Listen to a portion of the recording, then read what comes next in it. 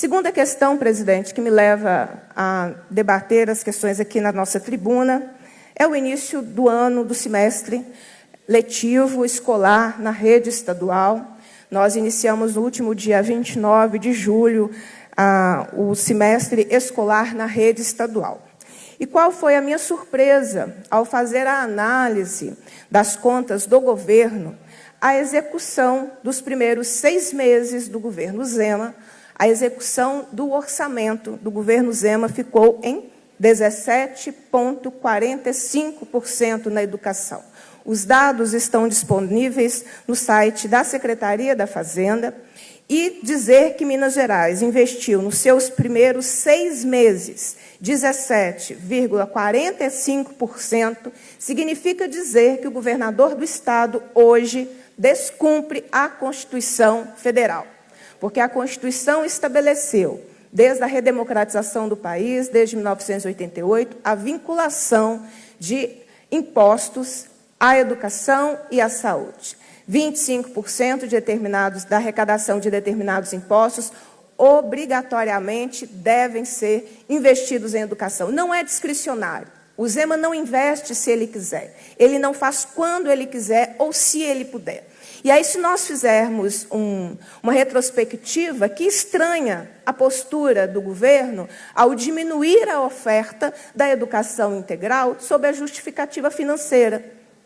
Porque dizer 17% significam milhões que deixaram de ser investidos somente no primeiro semestre.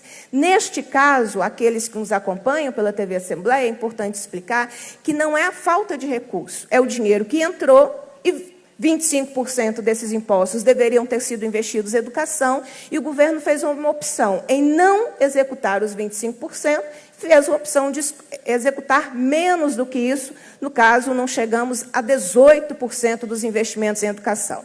Então, o governo fez um fim de contratação de vigilância nas escolas, sob o argumento financeiro, diminuiu de 111 mil crianças atendidas tirando, na verdade, 80 mil crianças, 1.600 escolas eram atendidas e nós passamos para 500 escolas atendidas, um semestre sem nenhuma discussão do piso salarial profissional nacional, sob a justificativa da crise financeira. Só que a crise financeira existe no país inteiro, existe no nosso Estado, mas nós estamos diante de um governo que arrecadou e não investiu o mínimo constitucional em educação. Então, começo o semestre trazendo esse péssimo balanço dos 6 primeiros meses do governo do Estado aqui. Espero que na Comissão de Educação, nesse semestre, a gente não escute uma única frase dizendo que o problema é dinheiro.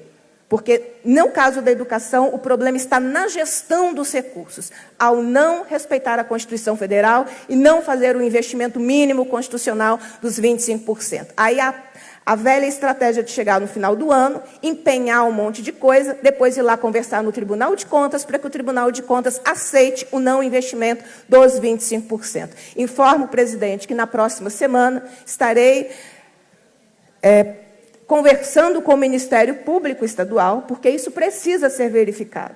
Não é discricionário, é determinação constitucional, o mínimo de 25%.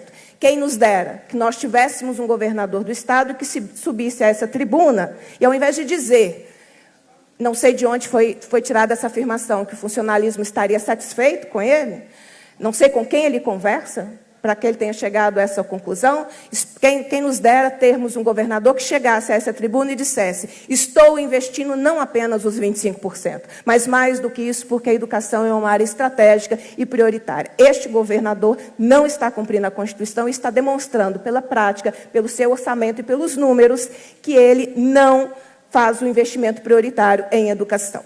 Para finalizar, eu também quero dizer aos colegas que nós estamos, hoje, 1º de agosto, há 213 dias,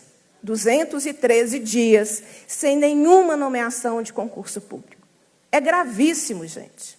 São mais de 170 mil contratos temporários, são pessoas que poderiam estar fortalecendo o regime próprio de previdência e não estão porque são contratadas temporariamente. São pessoas submetidas a contratos que são temporários e, portanto, a uma situação precária, a correlação nisso com o cotidiano da escola, com o projeto político-pedagógico, pela ausência da estabilidade desse profissional junto à comunidade. E eu passarei nos próximos dias, todas as vezes que eu tiver a oportunidade de fazer uso da palavra nessa Assembleia Legislativa, contar a história das centenas de pessoas que procuraram o nosso gabinete durante todo o primeiro semestre. Nas minhas mãos estão centenas de solicitações, de relatos de cargos vagos, pessoas que foram aprovadas em primeiro lugar. Não é o debate da excelência no serviço público?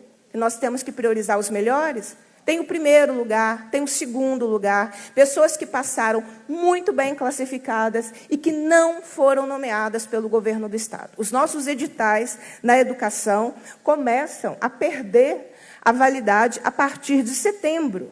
Setembro e outubro, os editais do concurso de 2014, que já foram prorrogados, perdem a sua validade. E nós já vivemos isso antes. Nós tínhamos, em 2006, um concurso público em vigor, e o governo, à época, optou por uma efetivação sem concurso e não nomeou as pessoas que estavam na fila para serem nomeadas. São centenas de pessoas que aguardavam a sua nomeação por um concurso público, porque é o concurso público também que lhes dá direito à carreira, mas não foram nomeadas e foram estabilizadas ou efetivadas sem um concurso público. A história pode se repetir se nós não somarmos esforços. Todos os parlamentares têm nas suas bases professoras, assistentes técnicos, especialistas, carreiras das superintendências regionais de ensino, enfim, a educação está presente nos 853 municípios. Então, eu entendo que essa pauta por nomeação dos concursados não é uma pauta de uma parlamentar, é a pauta de todos que defendem condições dignas de trabalho, que defendem o direito à carreira, que defendem condições que não sejam precárias e defendem a excelência. Porque essas pessoas estudaram, se esforçaram, foram classificadas num concurso público e, portanto, têm o direito à nomeação. Todo o mês de agosto eu dedicarei a esta luta e já lembro que a nossa categoria, além de estar em estado de greve, fará uma greve nacional no próximo dia 13 de agosto, contra a reforma da Previdência e, no caso de Minas Gerais, pelo piso salarial e pelas nomeações do concurso público. Muito obrigada.